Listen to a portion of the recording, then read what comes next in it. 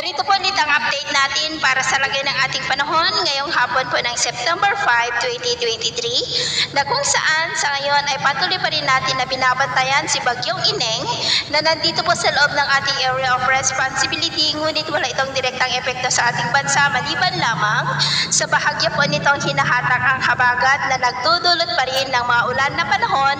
dito po sa ating bansa, lalong-lalo na dito sa Luzon. Pero mamaya po madaling araw ay tuluyan na po yan na makakalabas sa ating area of responsibility at wala ring anumang nakataas na wind signals sa alinmang bahagi po ng ating bansa. At sa atin naman pong long range forecast ay posible pa rin ang pamumuo ng mga sama ng panahon sa susunod na mga araw, pero wala pa naman pong nakikita na bagyo na tatawid sa ating bansa hanggang po sa susunod na 2 linggo.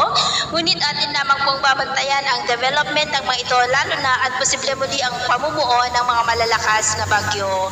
At sa lagay po ng ating panahon ngayon, dahil sa habagat ay maulap pa rin ang kalangitan na may mga pulupulong pag-ulan sa malaking bahagi po ng Northern Luzon, Central Luzon, ilang bahagi ng Southern Luzon,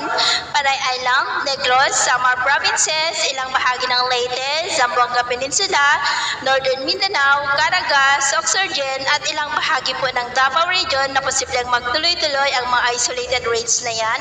hanggang mamayang gabi, kaya mag-ingat po tayo sa mga posibleng banta ng mga pagbaha at pagguho ng lupa. Sa atin naman pong mga baybayin, dahil po sa habagat ay iwasan na muna natin ang papalaot sa mga baybayin po ng Batanes, Babuyan Islands, Ilong at Western Seaboard po ng mainland Luzon dahil ang mga alon dyan ay posible pa rin na aabot hanggang po sa 1.5 to 2.5 meters high. So, yun po ang latest update natin.